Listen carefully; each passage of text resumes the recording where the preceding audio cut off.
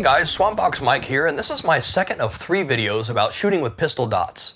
So you've got your pistol in your hand, you've decided that you're going to take the plunge and put a red dot on it. Great. So how is that going to work? That's what this video is about. Footprints and fitment, and what dots fit on which guns and how. Now, of course I'm going to talk about our products, but I'm also going to give you some recommendations on products from other companies that can help you get everything squared away and put together properly. So let's get started. When we talk about mounting these pistol-sized red dots, we refer to the configuration of the mounting area as the footprint.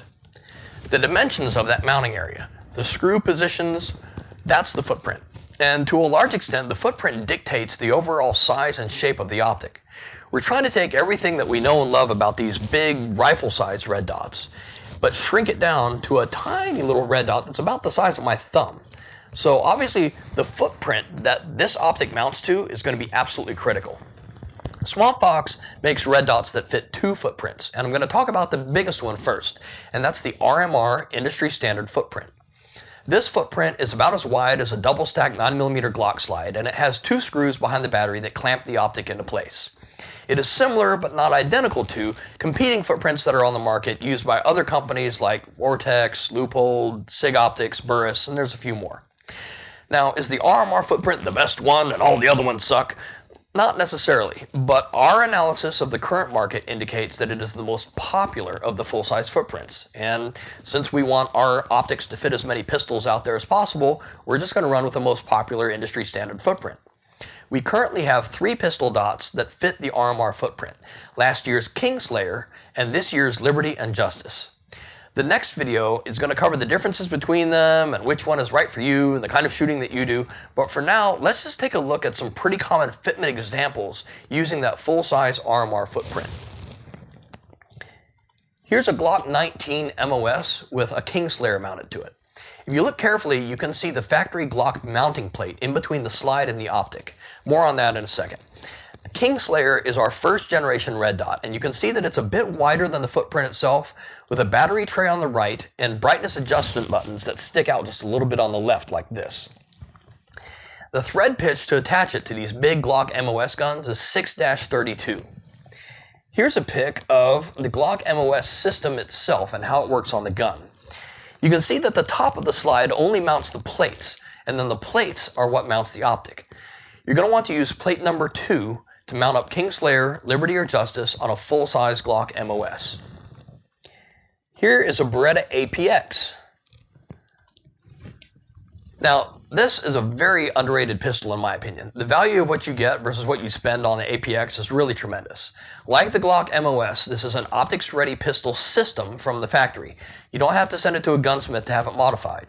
You just buy the pistol, you buy the red dot, and then it matches up using one of the adapter plates in the system, and the plates are included when you buy the BERETTA. Thread pitch is M3.5 by 0.6. Don't worry about it. The screws for it come in the box with Liberty and Justice.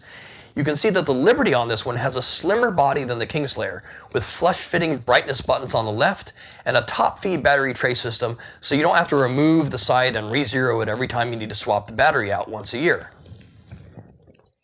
Here is a Glock 17 style. This is actually a Poly 80 build, and this has our Wolverine slide on it with our Justice big window red dot attached. Wolverine slide is direct mount to RMR without any adapter plate needed at all, so these optics just bolt right up to the top of it. Thread pitch is 6-32, it's super simple and super easy. And that's it. That's the examples I've got of the full-size RMR footprint.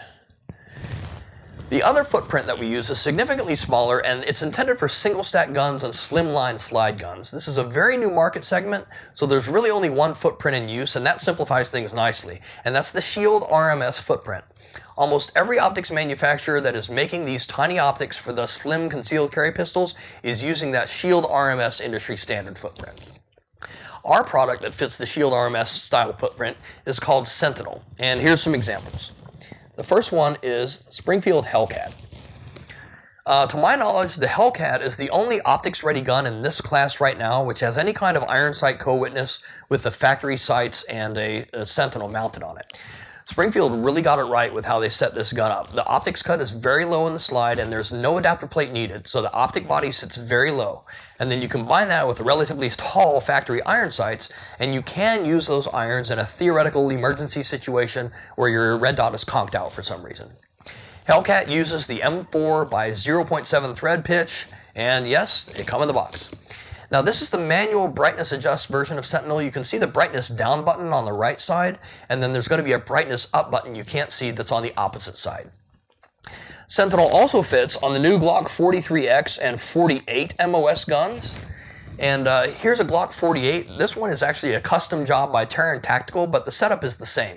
There's no adapter plates for the slimline MOS guns. The optic goes right on top, direct fit, and uses the same M4 thread pitch as the HELLCAT did. You can see in this picture the waterproofing plate that comes with the Sentinel. It's super thin. It's made of a material that crushes a little bit to seal the bottom of the Sentinel against water intrusion, because we weren't able to go with a side or top mounted battery tray system on this optic. It's just too damn small. So you will have to pull the Sentinel off and re-zero when it's time to swap batteries. The good news is we managed to squeeze in a CR2032 battery into Sentinel instead of a 1632. So you get 2 years of battery life in Sentinel instead of the 1 year battery life that you get with Liberty and Justice. Change out your batteries every other Christmas and you should be fine. If you want to flex that you're a high roller, you can still change out batteries once a year just to make sure. Here's another Sentinel mounted on a SIG P365 XL. Now on the HELLCAT I showed you, that was the Sentinel M with the manual push buttons on each side, but you can see it was Sentinel A for automatic brightness adjust. The buttons are gone and it's just a smooth vertical wall on the sides. You can see on the P365 XL, again, there's no adapter plate needed because there's nothing to adapt it to. This is the only footprint that's out there, guys. The thread pitch is M3 by 0.5 for these. Drum roll please, the screws are included in the box. On the SIG, you do lose your rear iron sight entirely. You replace it with the dot. So if you're carrying one of these things to defend your life, I highly suggest you choose a dot that does not suck, like ours. And my last Sentinel example is a CANIK Elite SC. This shot display is a good example of installing extra tall aftermarket iron sights. These are by Night Vision, and you can see these when you're looking through the optic window very easily. You can also see in this picture the ambient light sensor on the left side of the optic. It's a little white box there. This is a very underrated gun in my opinion. I bought this one to be a beater test mule for prototype testing, and I gotta tell you, I like it way more than I thought I would. The thread pitch is M4 by 0.7, and we do include screws for it in the box, but some users have reported that the screws aren't long enough. And that's kind of a long story, but if you have the CANIK Elite SC and this situation applies to you, the Swampfox screw pack can come to the rescue. Screw pack is a problem solver package of 14 sets of screws in various lengths and thread pitches, and that should solve most of the issues that are out there when the included screws don't work for whatever reason. It's 20 bucks, it ships for free. If you have some kind of oddball application or your particular gun just isn't playing well with the screws that you got in the box, the screw pack can really save the day for you. Guys, if you've gotten this far and you've learned anything at all, please mash that subscribe button for me, alright? Now so far, I've shown you optics-ready configurations that you can buy right off the shelf from the factory. But what if you want to add a dot to a pistol that you already have? What's the plan? So, what are your options? First, depending on your gun, it may be possible to get a gunsmith to cut the top of your slide in a milling machine to create, for example, an RMR footprint. And here's an example of that. This is my GLOCK 26, which is my everyday concealed carry gun, and it now features a Liberty with the stainless steel iron side shield shroud over it. The advantage to having a gunsmith cut is that you can get the cut lower on the slide, you can get more screw thread available for your screws to hold the optic on, which is important because the disadvantage is those screws are going to be doing a lot of work because you probably won't have those little recoil bosses that look like little posts that fit into holes in the bottom of the optic. Those recoil bosses help absorb recoil forces, and your setup's going to have to do without them if you do a gunsmith modification to your pistol. Now you can also use a dovetail mount that replaces the rear sight, and it fits using the sight dovetail.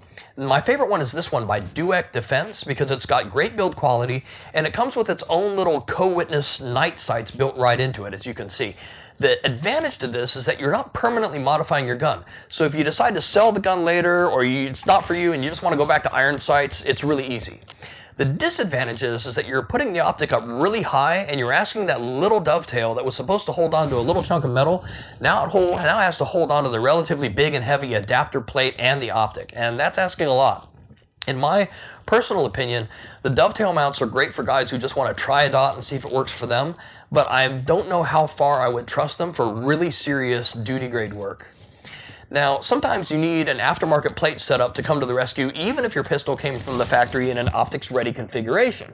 And I have a gun that's an example of that. This is my SIG 320 X5. It's a fantastic gun, but the X5 slide is cut for a different footprint.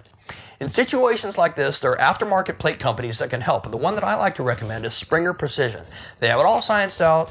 Their plates aren't stupid expensive. They drop right in. Everything works, and they make it really easy for you. They're good people to work with. They're worth supporting, so I like giving them a shout out. If you need this sort of help getting set up, look into Springer Precision to adapt one optics footprint to another optics footprint. Lastly, I want to point out that the RMR footprint pistol dots that we make, well, they're not just for pistols. We do make a 1913 Picatinny low mount for 20 bucks, and if you don't have a direct to RMR mount, you can put them on all sorts of long guns with a Picatinny interface. Sometimes people ask me which one of our red dots is rated for shotgun use, and the answer is yes. Guys, if a red dot will survive on a reciprocating pistol slide, then a shotgun is not that big a deal. This is a Beretta 1301. Red dots on shotguns have all the same advantages that they do on carbines. So if you post in the comments that this is stupid because you can't miss with a shotgun, that's how everyone else is going to know that you've never taken a serious fighting shotgun class. Shotguns on red dots are amazing. Now here's a justice on my M4 my M4 style AR. And here you can see I've used the direct RMR footprint mount by UTG. Don't laugh. I got that mount for something like 30 bucks off of Amazon Prime just to test fitment and play with it during the prototype testing phase. And actually, it's really damn good for the money. Those guys have really stepped their game up. And you can see, in this case, I've mounted the Liberty a little bit further to the rear than you would usually see with a red dot. And that's because there isn't a lot of optic bodies surrounding the window to block your vision. So you can make the window effectively larger by putting it a little bit closer to your eye. For guys who are doing lightweight builds, lightweight like pistol AR builds, this combination weighs almost nothing. It's ridiculously light. And here's justice again. This one is on using our Picatinny mount and an Ultimac rail on my SBR Krinkov AK. This combination is a fantastic way to add a dot to an AK with almost no weight penalty, and you can see it even co-witnesses with those super low AK iron sights. I'm showing you guys this one because we sometimes get questions about the heat generated by the Ultimac and rapid fire and how's that going to affect your optic.